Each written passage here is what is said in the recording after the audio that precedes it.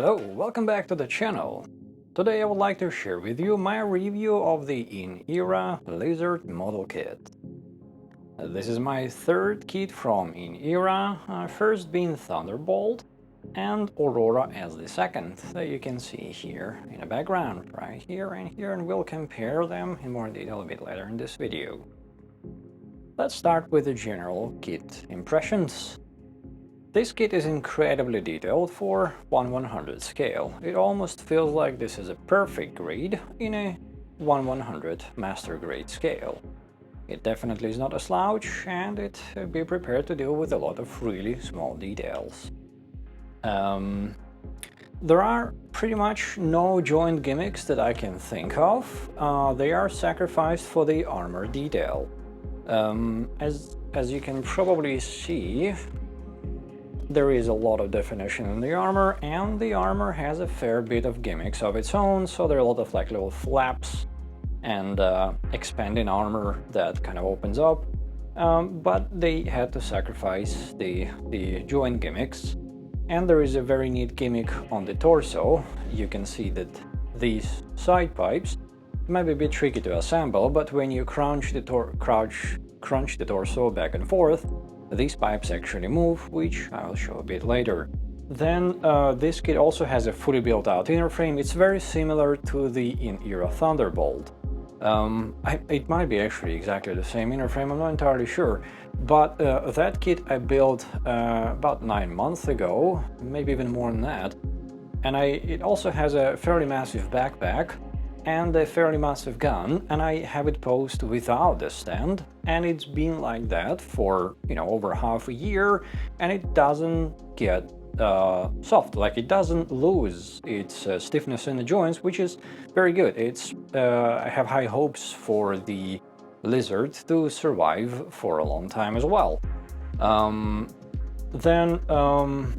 There is a number of pre-painted parts on this kit, the gold details that you see all over the place, and some of the silver under armor or highlights like this. They are pre-painted, and they are pre-painted fairly well, very much on par with the pre-painted parts that the Aurora comes with, and then for that kit, that is the highlight of the kit, the pre-painted parts.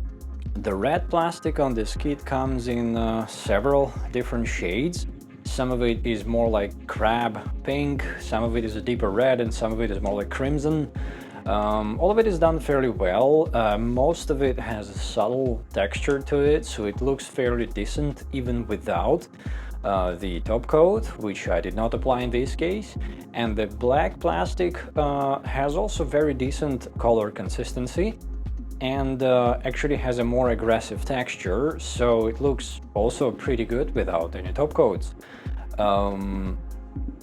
The gold and other pre-painted parts are also covered very evenly, which is a great bonus. The molds of the kit are also executed fairly nicely. I like how the curves are fairly soft, and it's nice combination with how the guns are aggressively executed, especially with the torso and the head, this little mohawk on the head.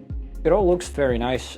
Even though the design is busy, I think it's just about on the verge of being too busy. I think this is about as much detail as I would like to have in this scale. So yeah, and it's all molded fairly well. It flows well. It has that steampunky design almost, especially when you look at the guns. You can see that these barrels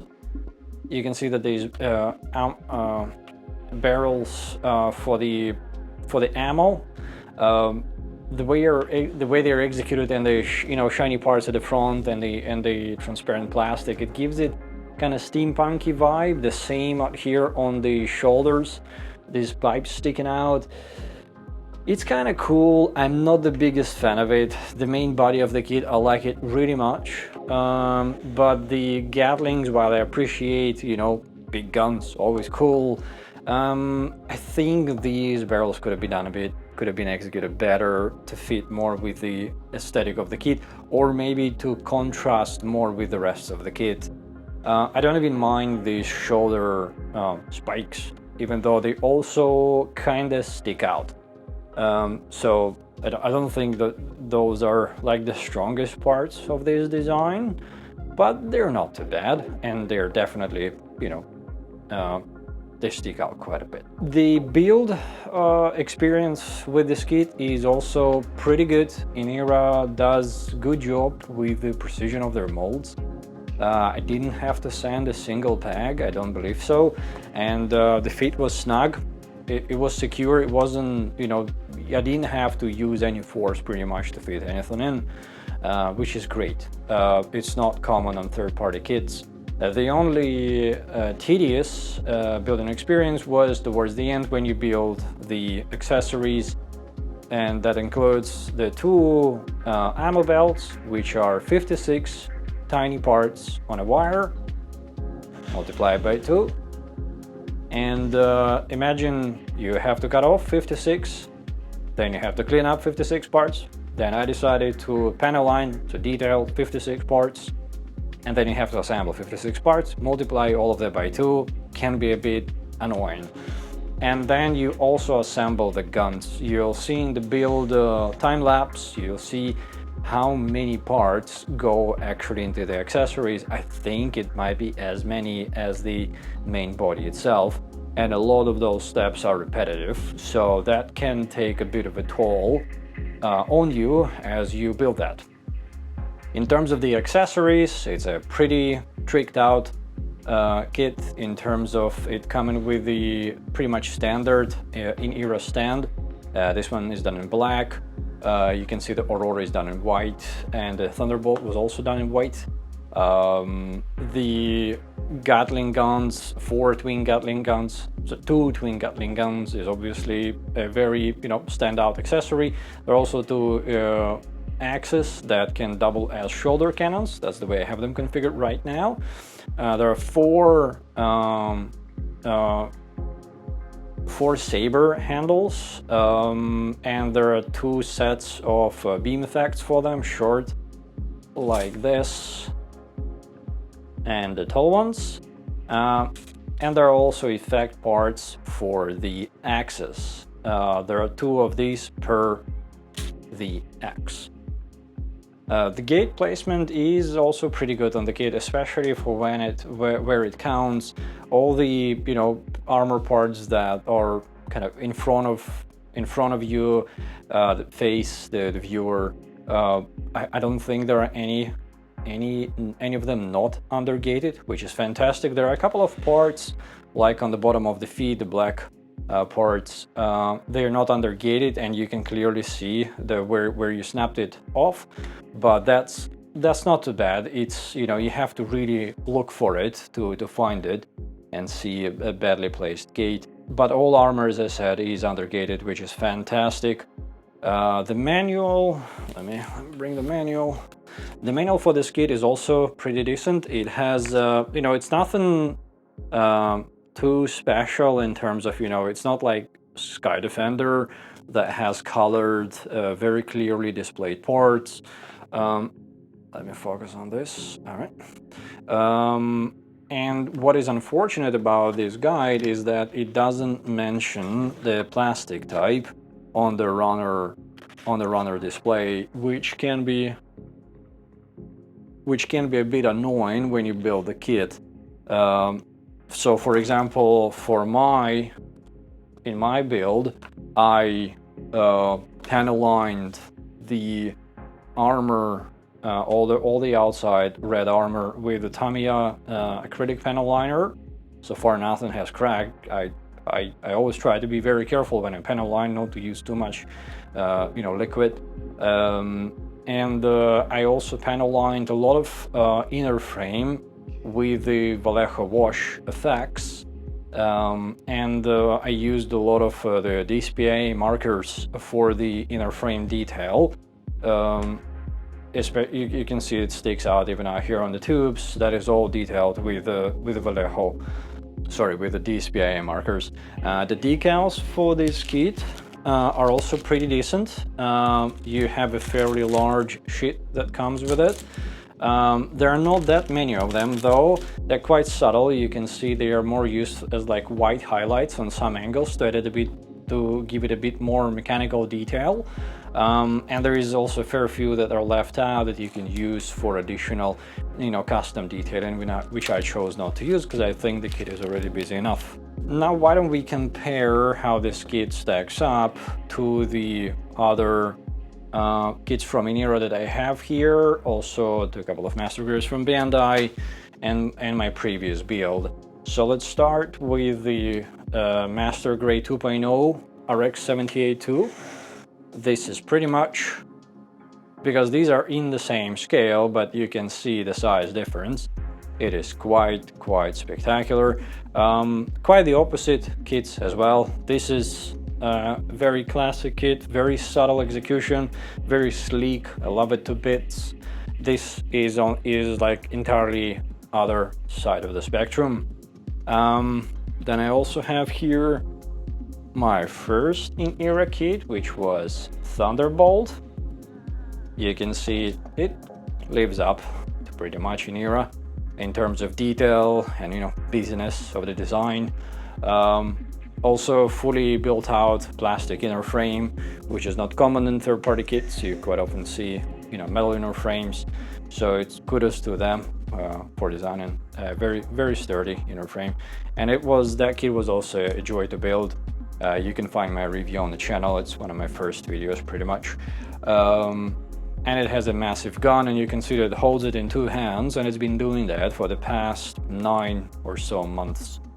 Then let's look at Aurora, which is also from Inera, but is a completely different idea behind it. It uses a metal inner frame, and it sort of focuses on a lot of pre-painted plastic, which is also done very well. And that kit is just beautiful. It's also quite busy, very different tone and theme. I like it very much. And the gold inner frame, of course, gives it quite a bit of a shine, and it stands out on the shelf, that is for sure. Then I have my previous build, which is too big for the camera. Okay, let's see if I can zoom out just a little bit. Like that. Ooh, massive. All right. Let me actually pull it back. So 1/100, 160 scale, also a massive stand. Both are third-party kits, and also quite the opposite sides of the spectrum. This one is all about detail in a smaller package. This one is all about kind of unique design execution, not so much overly emphasizing the details, but rather capitalizing on a very well-known design and adding a few twists to it. You can also find my build and review of this kit on the channel and linked in the description. The next one I have, let me zoom back in. The next one I have is Master Grade Camphor Schwer, which is a Bandai release from last summer. Once again, it's the same scale, 1/100, and also yet again quite the opposite, execution. Though I think this one is an interesting comparison because Camphor Schwer at least has a lot of those, more like curvy details. I really like that design, and you can sort of see that the Lizard tries to do the same, but it adds a hell of a lot more detail to that. Whether you like it or not, it's just the way they go about it. But both kits, equally have their own strengths and weaknesses. In my case, for example, Camphor Schwer is nearly impossible to pose. It's really wobbly, but the curves that it has, the design is just fantastic. Great kit.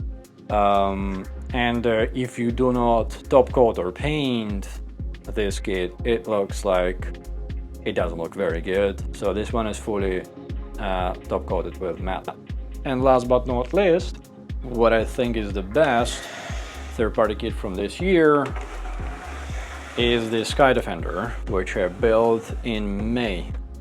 This is 172 scale, this is 100, and I think roughly these two guys might have roughly the same level of detail on the armor. The Sky Defender definitely outdoes Lizard in terms of, you know, amount of gimmicks and the overall execution, and in my opinion the design as well. It has a better balance of detail and design, so it's like it's not too much detail, definitely less than on Lizard, but you know, it just goes to show how far third-party kits have come. Both of those kits are spectacular build, both of them have inner frames, then they have really well done POM joints, then they have inner frame details with the plated plastic, and then on top of all of that they have spectacular accessory sets in their own regard, plus this kit costs like, what, 2 times less than that one. Yeah, it's just awesome to see kits like this released by third parties, and then Bandai also releasing fantastic kits too. But you can see that while, you know, the scale 160 172 is not really that far apart, Lizard is actually fairly big and fairly busy for its scale. So yeah, overall, in final thoughts, I really like the design. It is busy but not quite beyond the limit of detail, for me at least, but it's pretty close to it though. I think any more than this, I wouldn't be a fan. I like the combination of aggressive yet soft curves in this design. The Gatlings are a very cool gimmick. They look pretty awesome. I like that they are, you know, highly articulated, and you'll see in highlight videos, you know, how it can strike different poses, and it can also actually stand on its own without the base. Let me actually try to do that. Yeah, so once again, goes to show how good the inner frame is on this. I don't really like the ammo barrels, these transparent ports and the golden and the silver plated plastic kind of, and also the execution of it is not really on par with the rest of the kit. I think it could have been done differently. It could have been more if it was more in contrast with the rest of the kit, it would have been, I think, nicer, or if it was in line with the rest of the kit, also would have been nicer. But this is kind of halfway. Not too bad though. I don't like the pre-painted pegs for these barrels as well, where they connect to the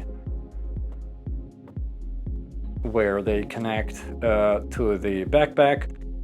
They fall apart actually at the point of insertion pretty much. So as you try to, you know, slot them in and move them around, they start to crumble. So I wouldn't even try to, you know, move them around too much. I don't think it's the best idea to plate joints. I also think there are a bit too many in-era, almost like trademark or whatever brand circles around the kit. You will know what I mean if you ever built an in-era kit. They are very, there's the circle with like a little line sticking out of it and crossing the circle. They are all over the place on the kit, on this kit. It's cool to have your own recognizable gimmick of sorts, but they just kind of went overboard with it here. Final verdict, this is a great entry buy in era and is easily one of the busiest 1/100 scale mecha kits that I've come across so far at least, but it is executed fairly well and is pleasant to build, while the end result will definitely look very good and will draw attention on your shelf. I hope you enjoy the showcase reel and the build time-lapse video, and I look forward to seeing you in the next video. Bye bye.